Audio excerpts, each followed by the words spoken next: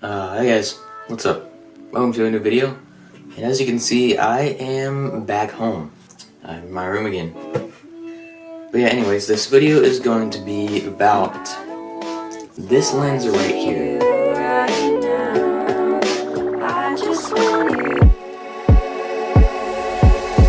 The Olympus 12-60mm f2.8-4.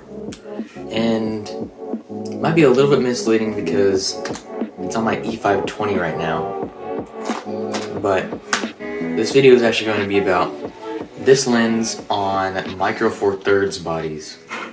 Yeah, this review is going to be about this lens and ultimately why I am deciding to sell it. So, I'll start off this video. If you watched my Christmas special video that I published on December 31st, the last day of 2024. You might remember that at the very beginning of that video, I unboxed the 12-60, and at the time it was my dream lens, simply because it was praised for being extremely sharp. It was praised for being having extremely fast autofocus on the EM1 series cameras, and the versatility is just great. Yeah, this lens does a really good job of being a street lens, essentially. At least technically, because I mean, you get 24 millimeters on the the wide end, and then the telephoto end you're at an 120 millimeter equivalent, which is really freaking far. It's a full frame user's dream right there. And then also the fact that this lens is indeed mechanically coupled, if you can see that. Yeah, the focus ring, like the camera's not even on or anything, and the focus moves itself. And on that point, bring back mechanically coupled lenses. I love mechanically coupled lenses. It's like using my manual lenses, but I have autofocus as well. It's great. I love it. I don't know why I got rid of it, but I hate focus by wire. Anyways, yeah, so I bought this lens because I wanted to upgrade from my kit zoom, the Lumix G1442 Mark II. That lens was alright. It was sharp enough. It was obviously really small, but it was a kit zoom, so of 3.5 to 5.6, and it was not that great. And the other thing is, I don't really use it that much because at the time, a lot of my shots were in that 35 to 85 millimeter range, which obviously this doesn't get to 85, but that 60 mil, that like 35 to 60 mil range is very helpful in this lens, at least for what I was shooting at the time. Because back then, I was more of I didn't really think through my shots much. I was more of just, I want something super versatile and does better in low light. That's really all I wanted. And I obviously couldn't afford the f2.8 Pros, and the 12 to 35 was even less reach than the 12 to 32, so I didn't want it because I didn't have the money to buy the 13 to 100 to complement it.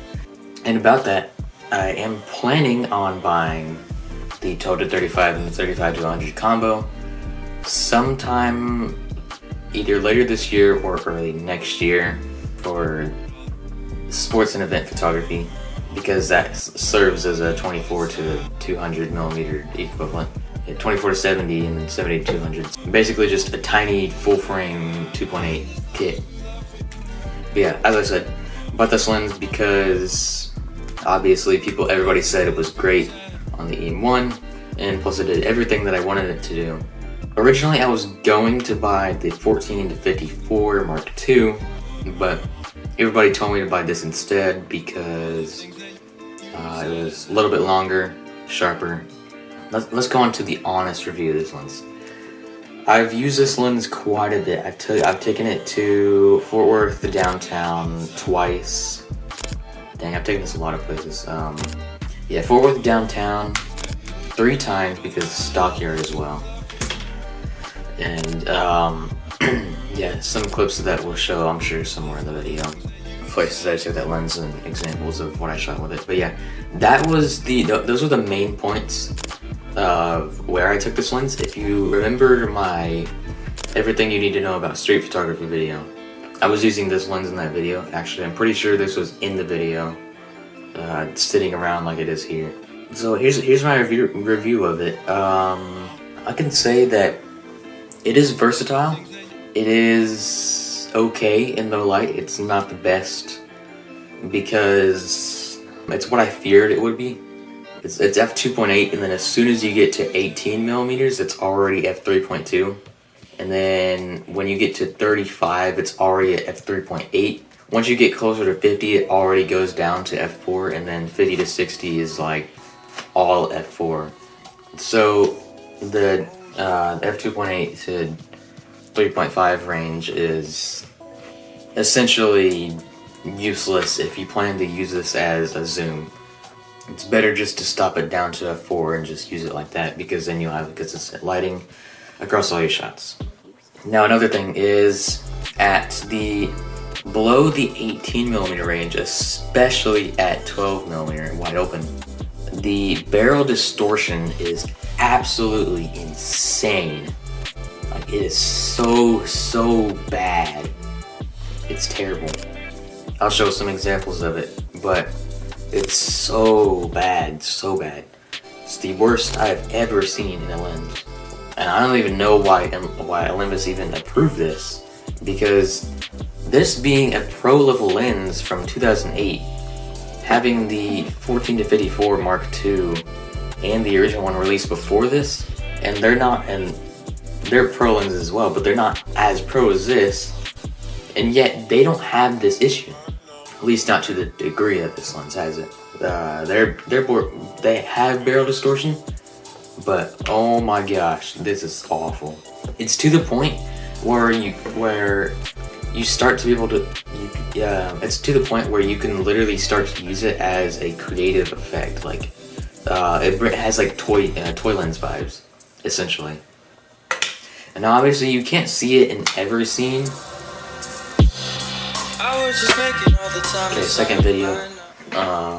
For a professional level lens, I shouldn't see that much barrel distortion at wide open. It's actually harmed me in some scenarios, because when I took pictures for the dance team's banquet, and I tried to get a group photo of a bunch of people, and obviously I couldn't go back so much, and I had this lens on me. So I zoomed out all the way to 12, and as you can probably imagine, the people on the edges, they were barely recognizable. It was so bad. Oh man. Okay, now on to the next point. Low light. This lens, it doesn't do bad in low light. It does better than the kit zooms, but it doesn't do good enough. The issue that I have with this lens is that the pictures that come out of it, unless you're in very specific conditions, they tend to look really flat and unappealing. Now, I'm not saying in all conditions it's like this, but all conditions that are not most favorable, the images are just not that appealing. And it's even worse in low light, especially because of how fast it stops down. Obviously, it's going to do as good as any other lens will do at f3.5 or so, but I don't know, there's just something about using this in low light that is just not all too great.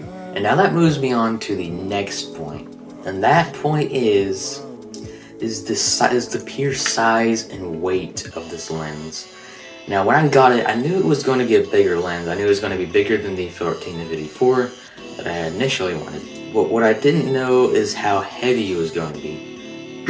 This lens weighs a total of 575 grams, which is 1.2 pounds.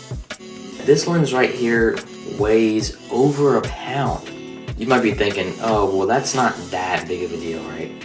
Sure, yeah, it's not that big of a deal, especially when you're using it on a camera like the E520. Like, when I'm using it with this camera, it feels like absolutely nothing, and it's great to use. But when you're using it with a camera like the EM1, which only weighs 497 grams and is a relatively small camera, Plus, you have to use it with an adapter, which adds an extra 30 to 40 grams to the lens itself, which puts it at around 605 grams, which puts it at a good 1.3 pounds, plus more. The weight is moreover away from the camera body, which makes it more front heavy. It just adds up for a really bad experience when using the lens, especially in a street scenario where you're not only trying to be stealthy, but for me, you're walking around a lot. You're trying to stay one-handed now. Obviously, it doesn't need to be one-handed, but I'd much rather use a camera one-handed rather than constantly having to hold it up every time I want to use it. Now, obviously, I got to do that if I want to zoom in and out, or if I'm using manual focus with my manual focus lenses. But when I'm just trying to use it one-handed with the E520, it's fine because one, this camera is already bulky, so it proportionalizes the lens, plus the lens is closer to the body. The center weight is more in the center, rather than when I'm using it with the M1, the lens is a good this much out from the camera, and the camera already weighs less than the lens and is way smaller proportionally. So now your hand, even though the lens technically isn't that heavy, your hand is constantly shaking. Unless someone who's constantly handhelding 70 to 200s, you'll probably be fine. But for someone who is more accustomed to using small lenses, it's not really that fun to use on the M1. And that's why I'm selling it. At least that's the main reason why I'm selling it. I'm selling it because it's no longer fun to use. The whole reason I got the lens is because I thought it was going to be a fun, versatile street lens for my EM1 that paired perfectly with it because of the SWD focusing system. And while yes, it is true, it's very versatile. It focuses very quickly, very accurately, most of the time. The optics, it's a sharp lens, but obviously when I take it to the 12 to 14mm, it's more of an artistic approach, which is something that it's fun, but it's not for all the time. I'm also getting rid of this lens because I already have the 25mm f1.7 and the 45mm f1.8, which cover this lens at 25 and at 45, and I'm planning to sell this lens so I can get the 17mm f2.8, which a lot of people say is a really bad lens, but the only reason I'm buying it is because I'm going to pair it with a Lumix GF5 or pocketable setup. More info in another video when I get it. And plus, it's not even sharp at 12 to 18 anyway, so yeah, 25 and the 40mm zone is already covered, which means the only things I have left to cover is the wide angle zone and the mid telephoto zone. Which the mid telephoto zone, I mean, I do need it because I used it a lot, and that's where a lot of my shots were.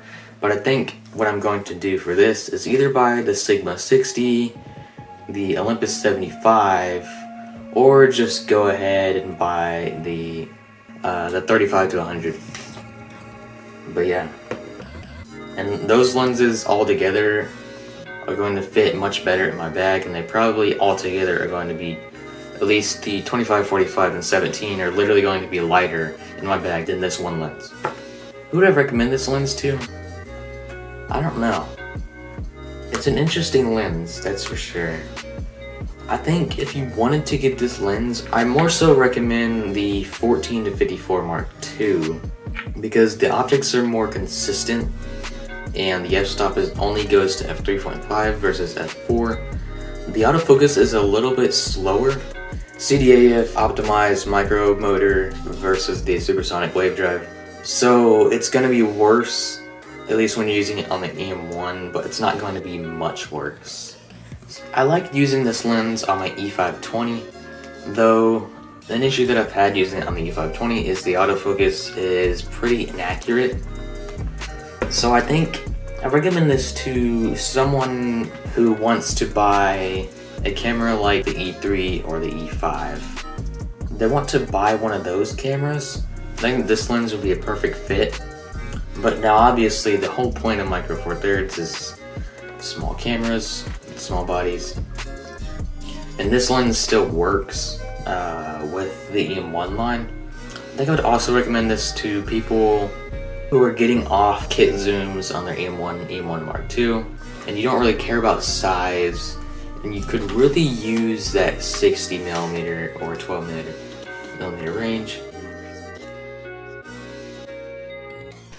But yeah, anyways, if you're planning on getting this lens, I recommend you look at the 14-54 Mark II or the newer Olympus 12-45 f4.0. Now obviously the 14-54 is less of a lens, so you should technically be paying less for it than the 12-60, but I think it's more popular than the 12-60 because it's a smaller lens overall, and it works better on non-phase check bodies. But yeah, definitely recommend looking at one of those lenses. The 12-45 is going to be probably a better bet because it's a native lens, but you're going to be paying more for it, and obviously you're going to be stuck at f4.0 and you're getting less reach. But yeah, that's pretty much the end of the video.